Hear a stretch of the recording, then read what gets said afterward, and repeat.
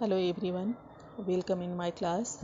Today I am going to discuss about sources of prejudice की जो अगली व्याख्या है, मुख्य बिंदु है, वह है हमारा frustration and aggression on in group bias.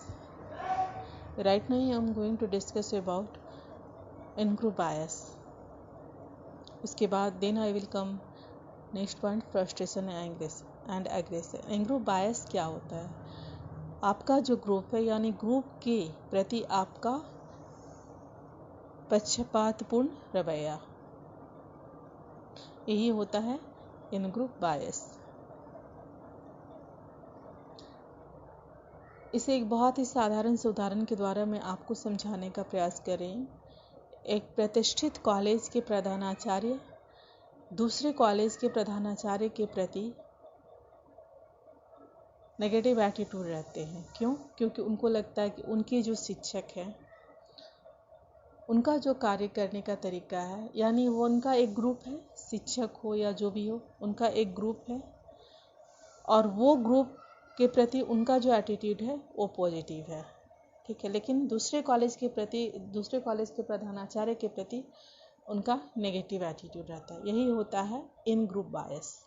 मैं एक बचपन में चली जाती हूँ और वहाँ भी जब आप दो ग्रुप बनाते थे, ठीक है, आपके जो प्रतिद्वंदी ग्रुप रहते थे तो उनके प्रति आपका जो एटीट्यूड रहता था नेगेटिव रहता था और आप हमेशा सोचते थे कि आपका जो ग्रुप है वो 100% देने वाला, 100 तो नहीं तो कम से कम 99 तो देगा, उनका कार्य करने का तरीका जो भी हो आप यही सोचते थे। यही होता है इन ग्रुप बायस। अब मैं आती हूँ अपने अगले बिंदु पर और वह है कुंठा एवं आक्रामकता, ठीक है, फ्रस्ट्रेशन एंड एग्रेशन।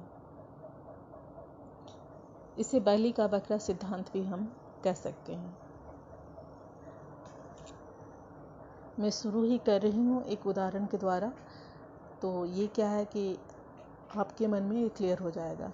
मैं एक नेता का उदाहरण ले रही हूँ जो कि चाहता है कि उसका नाम हो, जनता के प्रति लोकप्रिय हो, ये उसके मन में आकांक्षा। तो नेता जनता के बीच में कब लोकप्रिय होगा? जब वो कुछ काम करेगा।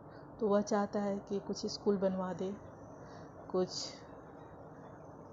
मंदिर बनवा दे जो कि धर्म के रूप में भी स्थापित हो, कहीं कुछ गरीबों की सहायता कर दे, धर्मशालाएं बनवा दे, ये सारी चीज़ें हम करें।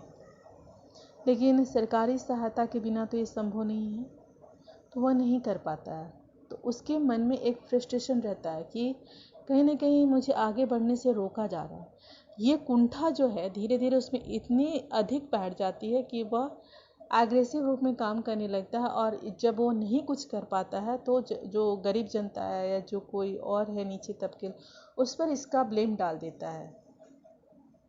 यही होता है बलि का बकरा सिद्धांत।